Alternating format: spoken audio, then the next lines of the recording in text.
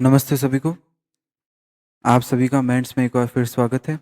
हमारा मोटो है प्रयोजनम साध्यति विद्या, जिसका अर्थ है विद्या वही है जो हमारे गोल्स को अचीव करने में हमारी सहायता करे। तो हम अपने गोल की तरफ बढ़ते हुए आज के वीडियो का शुभारंभ करते हैं।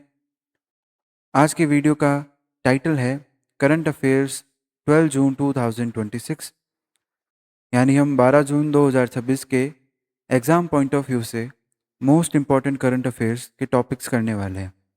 आज के वीडियो में हम ऐसे 9 टॉपिक्स करेंगे जो कि अलग अलग थीम्स में डिस्ट्रीब्यूटेड हैं। और हमारी आज की पहली थीम है पॉलिटी एंड गवर्नेंस।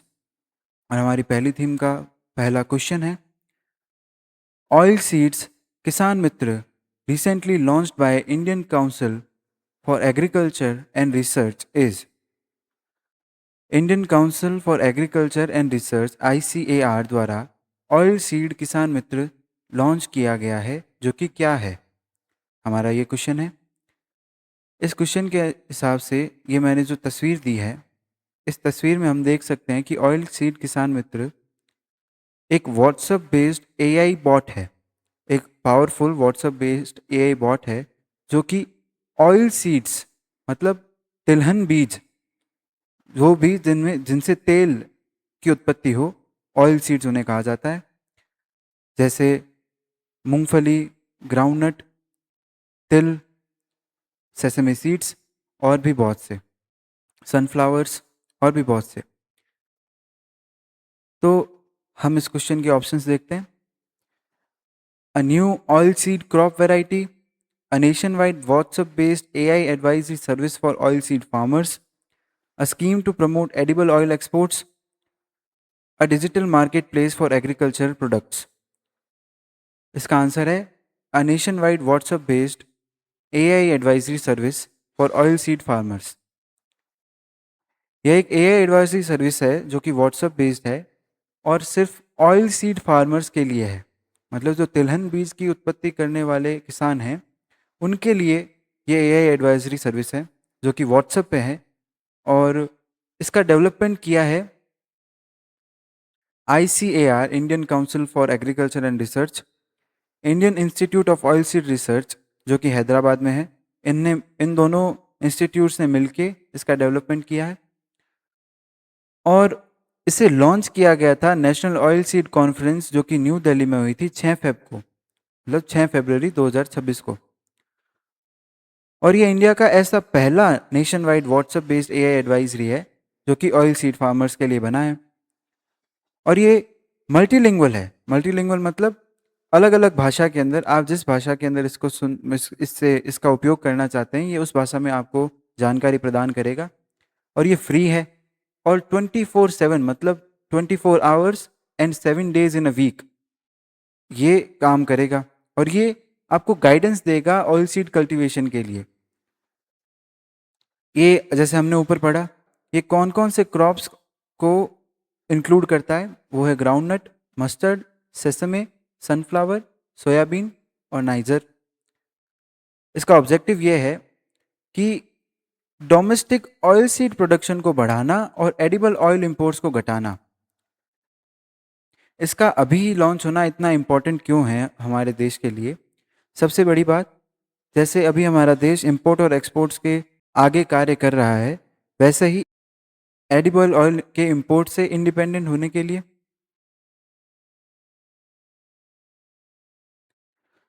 और वो कैसे होगा? जब हम ऑयल सीड का प्रोडक्शन इंक्रीज कर देंगे।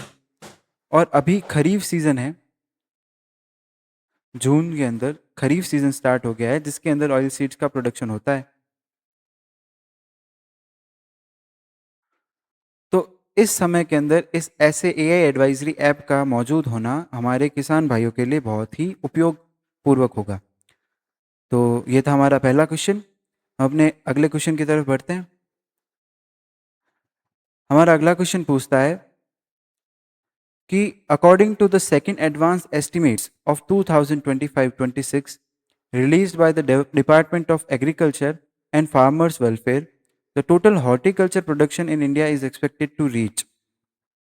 ये क्वेश्चन हमसे पूछता है कि सेकेंड एडवांस एस्टिमेट्स 2025-26 के अनुसार department of agriculture and farmers welfare के थीम के अंदर हॉर्टिकल्चर प्रोडक्शन इंडिया की रीच कितनी एक्सपेक्टेड है, मतलब ये कितना बड़ा है या घटा है, हमें ये इससे सेकेंड एडवांस एस्टिमेट्स 2025-26 से इसकी जानकारी मिलेगी। अब ऑप्शंस देखते हैं। ये है किसके अंतर्गत? Ministry of agriculture and farmers welfare. अब इसके ऑप्शंस देखते हैं। 3707.38 lakh tons, option B 3708.46 lakh tons, option C 3777.76 lakh tons, या ऑप्शन डी 301.51 लाख टन्स। इसका आंसर है ऑप्शन सी 3707.76 लाख टन्स। हम आगे इसके एक्सप्लेनेशन की तरफ बढ़ते हैं कि department of agriculture and farmers welfare ने इस सेकेंड एडवांस एस्टिमेट को लॉन्च किया है, जो कि हॉर्टिकल्चर क्रॉप एरिया और प्रोडक्शन दोनों की इन्फॉर्मेशन हमें देता है। और ये इन्फॉर्मेशन 2025 और 26 के अनुसार है। 2025-26 जो साल है उसके अनुसार है। और इस इन्फॉर्मेशन के अंदर हमें पता चलता है कि जो प्रोडक्शन हुआ है वो 3777.76 लाख टन से, जो हमारा क्वेश्चन भी हमसे पूछता है, और जो कि 70.39 लाख टन 2024-25 से ज़्यादा है। मतलब पिछले साल के गुना, पिछले साल से अगर हम कंपेयर करें तो ये 70.39 लाख टन ज़्यादा है, जो कि 1.9% है प्रीवियस ईयर का। हम एग्जाम पॉइंट ऑफ व्यू से इसके जो इंपॉर्टेंट एग्जाम फैक्ट्स हैं उनको देख लेते हैं, जो हमें याद रखने हैं।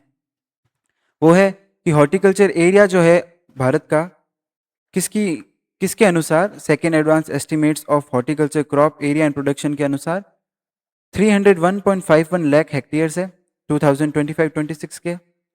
और हॉर्टिकल्चर प्रोडक्शन जो है 2025-26 का वो हमने देख ही लिया, 3777.76 लाख टन्स। और इसका जो प्रोडक्शन इंक्रीज भी हमने देख लिया, 1.9% हुआ है। और एरिया इंक्रीज जो है वो 0.05% इंक्रीज हुआ है। तो ये इंपॉर्टेंट थे, इनको याद करना है।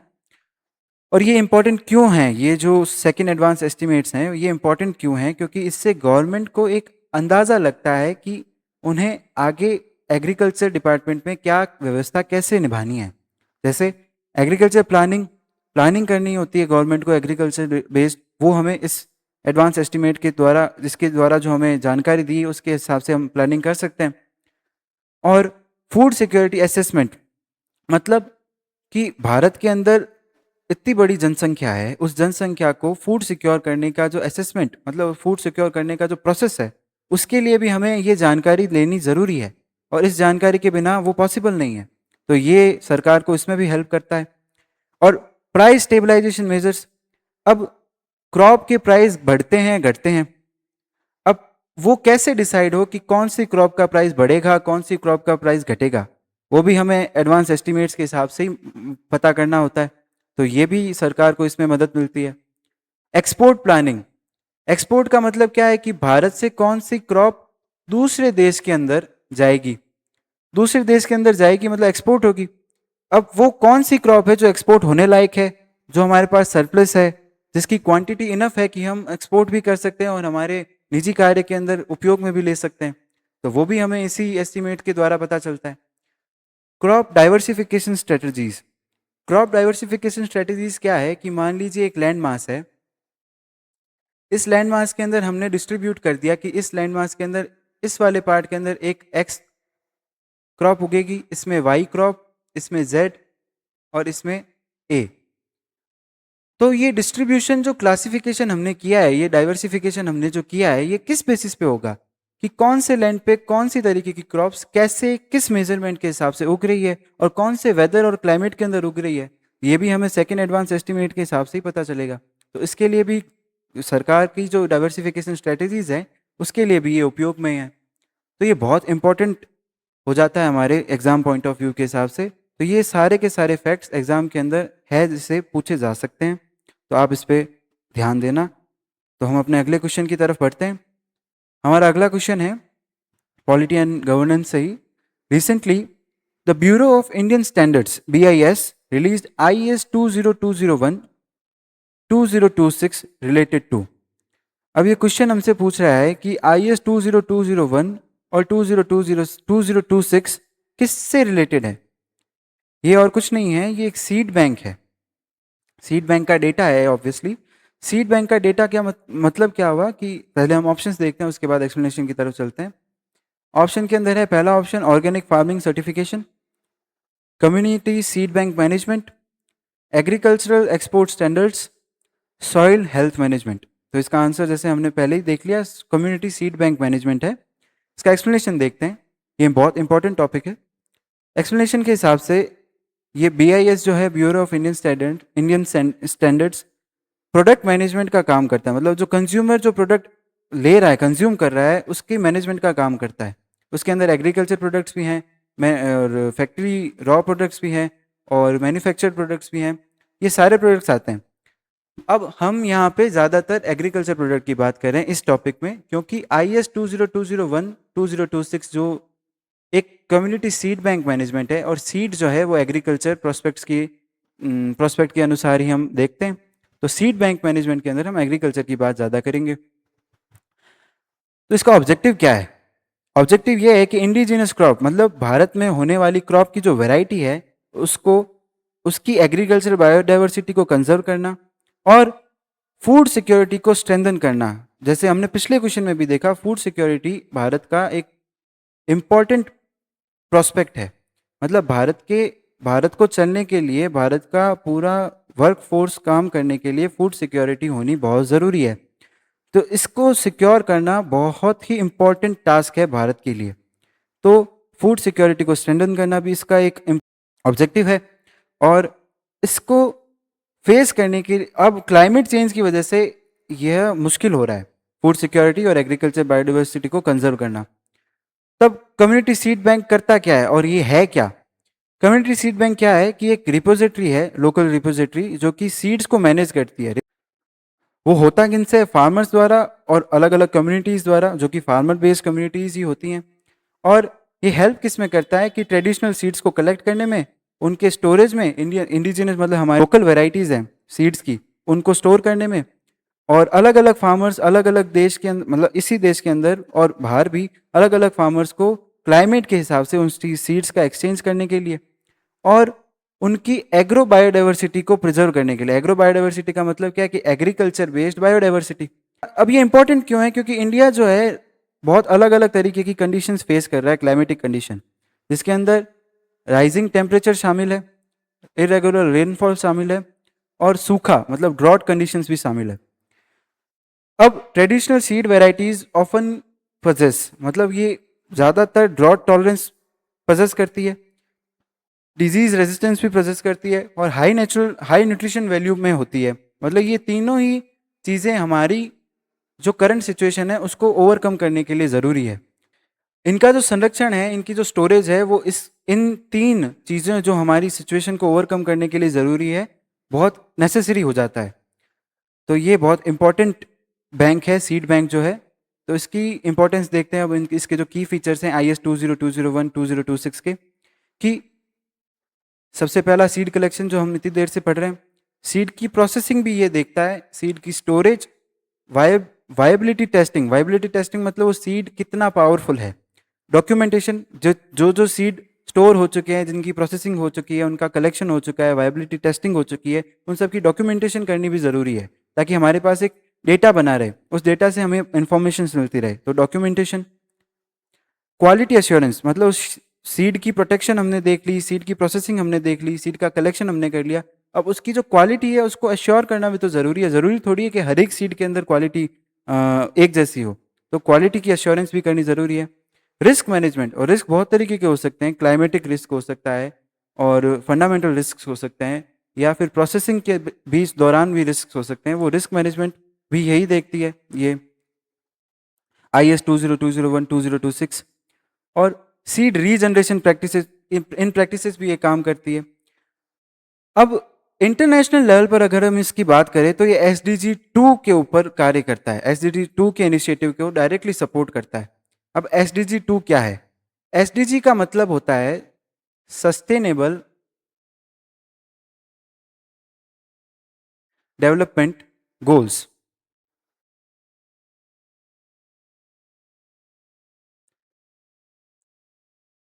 ये इंटरनेशनल लेवल पर गोल्स डिसाइडेड हैं जो कि हमारी सस्टेनेबल एनवायरनमेंट और सस्टेनेबल डेवलपमेंट ओवरऑल पूरी अर्थ का, पूरे वर्ल्ड का डिसाइड करता है।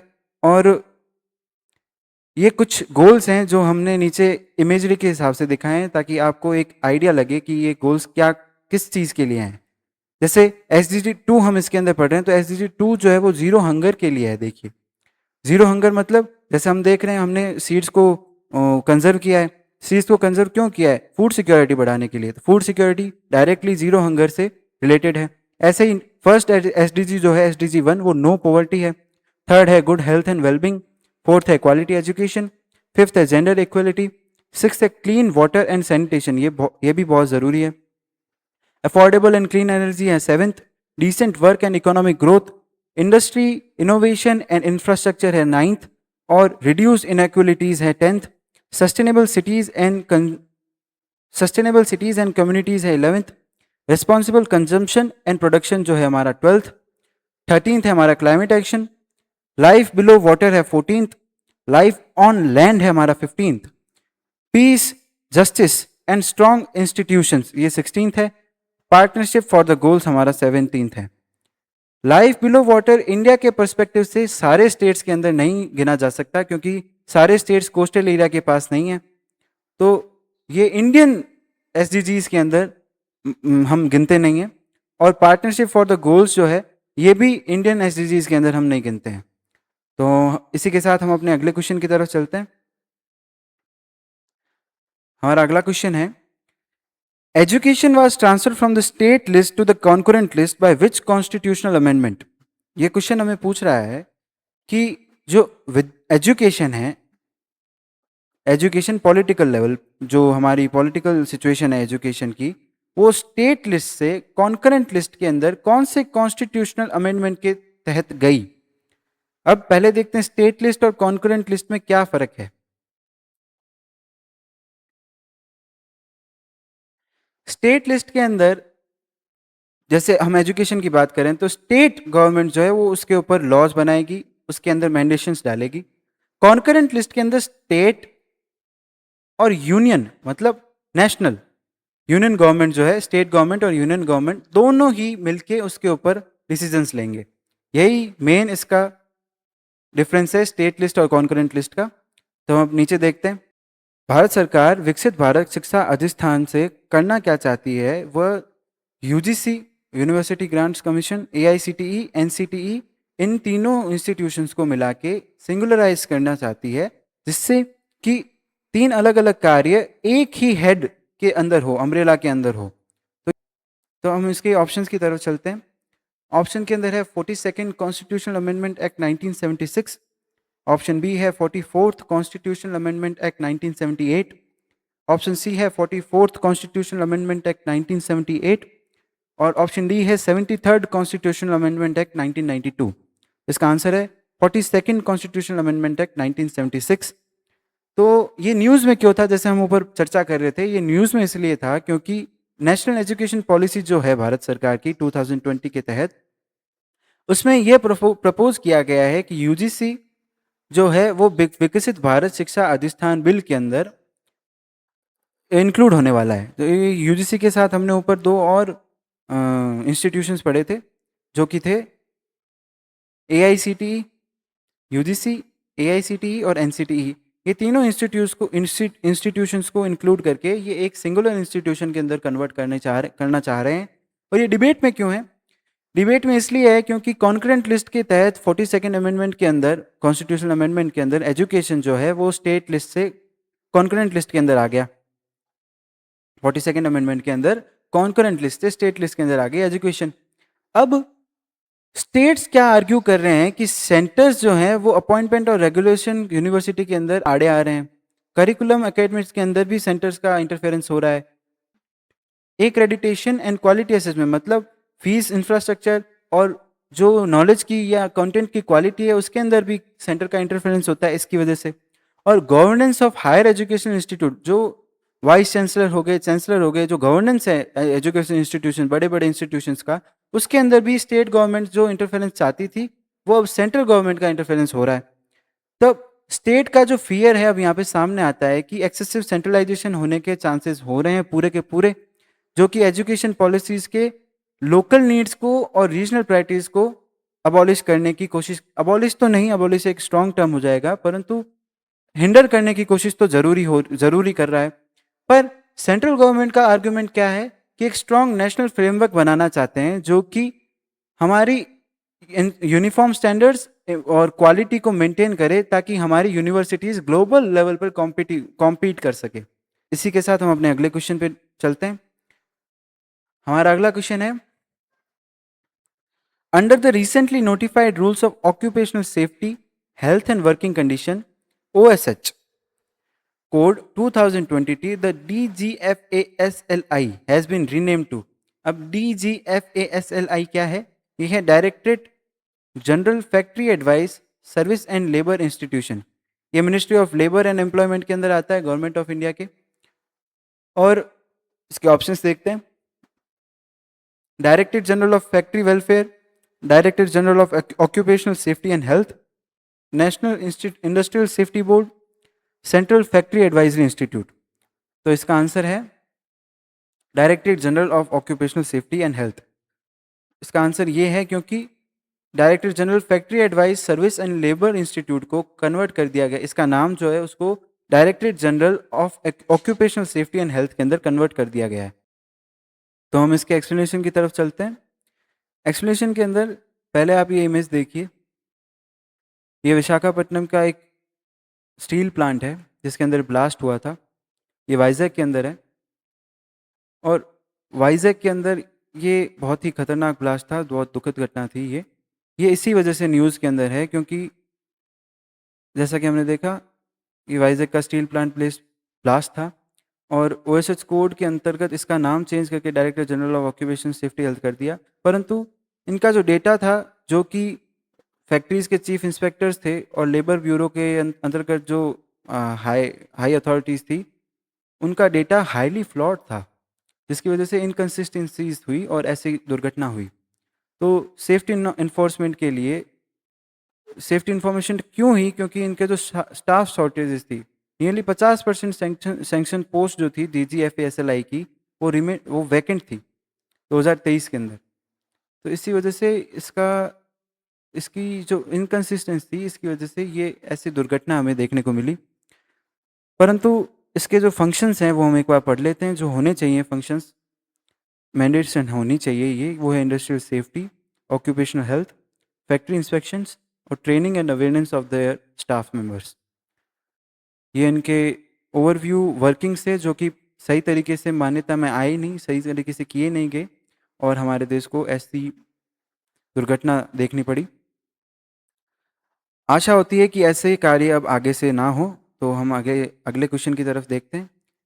अगले क्वेश्चन के साथ हमारी अगली थीम स्टार्ट हो जाती है, वो है इकोनॉमिक सिनेरियो। इकोनॉमिक सिनेरियो के अंदर हमारा पहला क्वेश्चन है, to prevent an oligopoly in the third round of airport privatisation, the ministry of civil aviation has proposed capping the number of airport bundles awarded to a single bidder to। ये question हमें पूछना चाह रहा है कि ऑलिगोपॉली क्या होता है। पहले हम ये देखते हैं। ऑलिगोपॉली का मतलब ये है कि मान लीजिए कि गवर्नमेंट ने एयरपोर्ट्स के लिए एक बिडिंग रखी। बिडिंग के दौरान अलग अलग तरीके की कंपनीज ना होकर सिर्फ एक या दो ऐसी बड़ी कंपनीज थी जो कि हाईली इन्फ्लुएंस्ड कंपनी है, और पूरा का पूरा एविएशन बिजनेस इन दो कंपनी या मैक्सिमम 3 कंपनीज के अंदर था। तो ये एक इनकंसिस्टेंट पावर इशुएंस हो गया। अब ये जो सिचुएशन है ये ऑलिगोपॉली सिचुएशन है, जिसके अंदर नंबर ऑफ कंपनीज या नंबर ऑफ अथॉरिटीज कम है, पर बिजनेस एरिया है वो वास्ट है, बहुत बड़ा है, जैसे कि एविएशन। तो ऐसा ना हो तो सिविल एविएशन ने एक नंबर ऑफ एयरपोर्ट बंडल्स को कैप किया है। तो एयरपोर्ट बंडल्स के अंदर छोटे एयरपोर्ट्स भी हैं, बड़े एयरपोर्ट्स भी हैं। तो इनके अंदर एक सिंगल बिडर जो होगा, अवार्ड होगा, तो ये एक कैप्ड ग्रुप ऑफ एयरपोर्ट्स उस सिंगल बिडर को मिलेगा, और उसके अंदर छोटा एयरपोर्ट मिलेगा, बड़ा एयरपोर्ट मिलेगा। मतलब ये एक हम समझाने का तरीका है, छोटा एयरपोर्ट बड़ा एयरपोर्ट। परंतु बड़ा एयरपोर्ट जो कि पहले से डेवलप्ड है, उसके अंदर इंफ्रास्ट्रक्चर और गेन होगा, और जो छोटे एयरपोर्ट्स हैं जिनको अभी तक इंफ्रास्ट्रक्चर इतना डेवलप नहीं है, वो भी अब सिंगल बिडर के तहत डेवलप हो सकेंगे। तो ये एक बहुत अच्छा इनिशिएटिव है मिनिस्ट्री ऑफ सिविल एविएशन के द्वारा। तब हम क्वेश्चन ये है कि ये जो कैप्स हैं, ये जो ग्रुप्स हैं, ये ये किस तरीके से डिवाइड किए गए हैं। तो हमारे ऑप्शंस हैं 1 बंडल जिसके अंदर 2 एयरपोर्ट्स होंगे, 2 to 3 बंडल जिनके अंदर 5 to 6 एयरपोर्ट्स होंगे, 4 बंडल जिनके अंदर 8 एयरपोर्ट्स होंगे, या 5 बंडल जिनके अंदर 11 एयरपोर्ट्स होंगे। तो इस क्वेश्चन का आंसर है 2 to 3 बंडल जिनके अंदर 5 से 6 अलग अलग एयरपोर्ट्स होंगे। तो इसका एक्सप्लेनेशन मैंने आपको ज़्यादातर दे ही दिया, फिर भी हम एक बार देख लेते हैं कि ये मिनिस्ट्री ऑफ सिविल एविएशन के द्वारा निकाला गया है, और ये propose this cap for the third round of privatisation. Privatisation क्या है कि गवर्नमेंट क्या करना चाह रही है, एविएशन जो सेक्टर है उसको प्राइवेटाइज करना चाहती है। ज़्यादातर प्राइवेटाइज कंपनी जो है उसे ऑथोराइज करना चाहती है, जिसके अंदर 11 अलग अलग एयरपोर्ट्स को ग्रुप किया गया है 5 अलग अलग बंडल्स के अंदर। ठीक है, और ये जो प्रपोजल है इसका एम क्या है, ओलिगोपोली को डिक्रीज करना, जो कि फ्यूचर सेक्टर इन्वेस्टमेंट के लिए हाईली एफिशिएंट है। और इसको 2019 के अंदर जो हमारे साथ भारत के अंदर हुआ था, उसके अंदर क्या था कि अडानी ग्रुप जो है उसके पास सारे के सारे 6 एयरपोर्ट चले गए थे, जिसकी वजह से ओलिगोपोली जनरेट हो गई थी। ऐसी सिचुएशन 2019 जैसी सिचुएशन वापस ना आए, इसलिए भारत ने ये ग्रुपिंग्स कर दी है, जो कि एक बहुत अच्छा इनिशिएटिव है। इसी के साथ हम अपने अगले क्वेश्चन की तरफ चलते हैं। हमारा अगला क्वेश्चन के साथ हमारी अगली नई थीम स्टार्ट हो गई है, जो कि इंटरनेशनल रिलेशंस है। इस थीम के अंतर्गत हमारा पहला क्वेश्चन है, India hosted the 13th BRICS urbanisation forum in 2026 under the theme of. India ने 13th ब्रिक्स अर्बनाइजेशन फोरम को अभी होस्ट किया है, जो कि 2026 की है। इसकी थीम क्या है, ये क्वेश्चन हमसे पूछना चाह रहा है। इसकी थीम हम पता करते हैं हमारे ऑप्शंस देख के। हमारा पहला ऑप्शन है cities for people, BRICS corporation for inclusive and resilient urban features. हमारा दूसरा ऑप्शन है smart urban governance and innovation. हमारा तीसरा ऑप्शन है sustainable cities for a green future. और चौथा ऑप्शन है, जो ऑप्शन डी है, urban infrastructure for economic growth. तो जैसे कि हमने ऊपर देखा, तो हमारा ऑप्शन ए जो है वो आंसर सही है, cities for people, BRICS corporation for inclusive and resilient urban features. तो हम इसका एक्सप्लेनेशन देखते हैं, जिसके अंदर भारत ने 13 ब्रिक्स अर्बनाइजेशन को फोरम को न्यू दिल्ली के अंदर इंट्रोड्यूस किया है। भारत होस्ट है इसका, और ब्रिक्स चेयरमैनशिप भारत की इस बार 2026 के अंदर आई है। और ministry of housing and urban affairs के अंतर्गत इस फोरम को इनिशिएट किया गया है। और ये इंपॉर्टेंट क्यों है, ये सबसे बड़ा सवाल है। ये इंपॉर्टेंट इसलिए है क्योंकि ये एक प्लेटफॉर्म प्रोवाइड करती है इंटरनेशनल लेवल का, ब्रिक्स जो कि BRICS संगठन है कंट्रीज के द्वारा, जिसके अंदर अर्बन डेवलपमेंट की बेस्ट प्रैक्टिसेस का एक्सचेंज होता है। मतलब अलग अलग देश अलग अलग तरीके बताते हैं कि अर्बन डेवलपमेंट कैसे होना चाहिए। जिस देश की बेस्ट प्रैक्टिस हो, मतलब जिस देश के अंदर जैसी जैसी प्रैक्टिसेस चल रही है, वो देश वैसी वैसी प्रैक्टिसेस को वहाँ इंट्रोड्यूस करते हैं, और उसके निष्कर्ष अनुसार हमारे पास जो बेस्ट प्रैक्टिसेस निकल के आती है, उनको ऑल ओवर वर्ल्ड, मतलब ऑल ओवर ब्रिक्स नेशंस के अंदर इम्प्लीमेंट करने की कोशिश की जाती है। प्रमोट सस्टेनेबल सिटीज, जैसे हम ऊपर भी हमने पढ़ा, सस्टेनेबल डेवलपमेंट गोल्स को सस्टेनेबल सिटीज को प्रमोट करने के लिए, इम्प्रूव अर्बन गवर्नेंस को इम्प्रूव करने के लिए, strengthen cooperation of on urban challenges. मतलब कहने का अर्थ ये है कि ब्रिक्स नेशंस जो हैं वो मिलते हैं और अलग अलग तरीके के अर्बन रिलेटेड इश्यूज को उठाते हैं, और ब्रिक्स नेशन के अंदर जिस देश के अंदर उन इश्यूज से रिलेटेड जैसे कार्य किए जा रहे हैं उनको वहाँ इंट्रोड्यूस किया जाता है, और उस इंट्रोडक्शन के दौरान लास्ट में कंक्लूजन निकालते हैं कि कौन सा इंट्रोडक्शन, कौन सा वे ऑफ मेथड जो है वो परफेक्ट है या फिर एफिशिएंट है सबसे ज़्यादा, और उस एफिशिएंट मेथड को लागू करने में, मतलब पूरे ब्रिक्स नेशंस के अंदर इंप्लीमेंट करने की कोशिश की जाती है। इस बार की थीम हमने ऊपर देखी, cities for people, BRICS corporation for inclusive and resilient urban futures. इस थीम का फोकस भी अर्बन डेवलपमेंट के ऊपर, क्लाइमेट रेजिलिएंट इंफ्रास्ट्रक्चर के ऊपर, डिजास्टर रेजिलिएंट इंफ्रास्ट्रक्चर के ऊपर, डिजिटल इनोवेशन। डिजिटल इनोवेशन का मतलब हो गया कि एआई का यूज़ कर सकते हैं इंफ्रास्ट्रक्चर डेवलपमेंट के अंदर, और भी बहुत सी चीज़ें जो एआई आजकल ईजी कर देता है, तो वो हम यूज़ कर सकते हैं। सस्टेनेबल अर्बन गवर्नेंस, जैसे कि हमने ऊपर पढ़ा सस्टेनेबल सिटीज़ के दौरान। और कंट्रीज़ पार्टिसिपेट, ज़्यादा से ज़्यादा कंट्रीज़ पार्टिसिपेट करेंगी तो ज़्यादा से ज़्यादा हमारे पास मेथड्स आएंगे, कौन कौन सी कंट्री कैसे कैसे मेथड से वो कार्य करती है। तो जितने ज़्यादा मेथड का हमारे पास डेटा होगा, उतना ही अच्छा कंक्लूजन निकल के आएगा और उतने ही अच्छे इम्प्लीमेंटेशंस होंगे। तो ये बहुत इंपॉर्टेंट है। इसी के साथ ब्रिक्स की बारे में थोड़ी चर्चा कर लेते हैं। ब्रिक्स के अंदर, ब्रिक्स एक ग्रुप है, संगठन है, जिसके अंदर अलग अलग देश हैं, जिसमें Brazil, Russia, India, China, south Africa, Egypt, Ethiopia, Iran, United Arab Emirates और इंडोनेशिया। ये ब्रिक्स नेशंस के, ये सारे ब्रिक्स नेशंस हैं। और इंडिया ने ब्रिक्स अर्बनाइजेशन जो है वो कब कितनी बार होस्ट किया है? वो फर्स्ट टाइम इंडिया ने न्यू दिल्ली के अंदर 2013 के अंदर, सेकेंड टाइम विशाखापट्टनम में किया गया था जो कि 2016 में था। थर्ड टाइम जो था वो था वर्चुअल मोड के अंदर था, क्योंकि कोविड के दौरान था वो, इसलिए 2021 के अंदर वर्चुअल मोड में था, मोदी जी द्वारा किया गया था। और फोर्थ टाइम जो है वो न्यू दिल्ली के अंदर जो अभी चल रहा है। और इसी दौरान एक पब्लिकेशन भी रिलीज़ की गई। उस पब्लिकेशन के अंदर क्या था कि उस पब्लिकेशन की थीम भी आप पहले देख लीजिए, India's urban transformation stories of change. ये उस पब्लिकेशन, ये वो जो पब्लिकेशन थी उसका नाम है, उसकी थीम है। और ये क्या शोकेस करता है? अर्बन इनिशिएटिव जो कि भारत द्वारा लिए गए, उसके स्टेट्स और यूनियन टेरिटरीज की सक्सेसफुल, मतलब कितने सक्सेस हुए वो। और इसी दौरान इंडिया और रशिया की एक बायलैटरल मीटिंग भी हुई। बायलैटरल मीटिंग का मतलब क्या है? जो ब्रिक्स की मीटिंग हो रही थी, इसी के साथ, ब्रिक्स की मीटिंग के साथ ही इंडिया और रशिया की बायलैटरल मीटिंग, मतलब इसी के साथ पैरेलली, पैरेलली मतलब ब्रिक्स की मीटिंग के समाप्त होने से पहले या बाद में इंडिया और रशिया की मीटिंग भी हुई, उसकी मतलब साइड लाइन्स के अंदर, ब्रिक्स की साइड लाइन्स के अंदर। और इंडिया और रशिया ने डिस्कस किया सस्टेनेबल अर्बन डेवलपमेंट के लिए, अफोर्डेबल हाउसिंग के लिए, अर्बन प्लानिंग के लिए, म्यूनिसिपल इंफ्रास्ट्रक्चर के लिए और सस्टेनेबल कंस्ट्रक्शन टेक्नोलॉजीज़ के लिए। मतलब रशिया और इंडिया के बीच में कंस्ट्रक्शन टेक्नोलॉजीज़ का शेयरिंग करने के लिए। तो ये इसकी इंपॉर्टेंट जानकारी थी इस टॉपिक से रिलेटेड। तो अब हम अगले क्वेश्चन की तरफ बढ़ते हैं।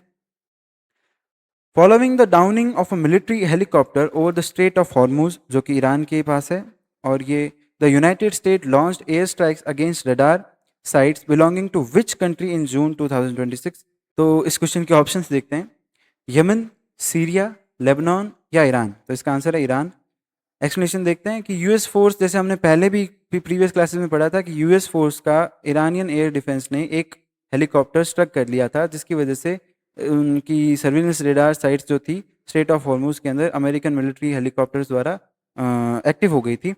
और इन रेडार्स के अंदर इसके जो रिटेलिएशन था ईरान ईरान के अंदर, वो था कि अब क्योंकि वो जो यूएस ने जो हेलीकॉप्टर द्वारा सर्विलेंस किया, उसका रिटेलिएशन जो ईरान ने किया, मतलब हाजिर जवाबी जो ईरान ने दी उसकी, वो थी कि यूएस बेसिस जो हैं बहरान के अंदर, कुवैत के अंदर और जॉर्डन के अंदर, उनके ऊपर ड्रोन अटैक्स की, मिसाइल और ड्रोन अटैक्स की।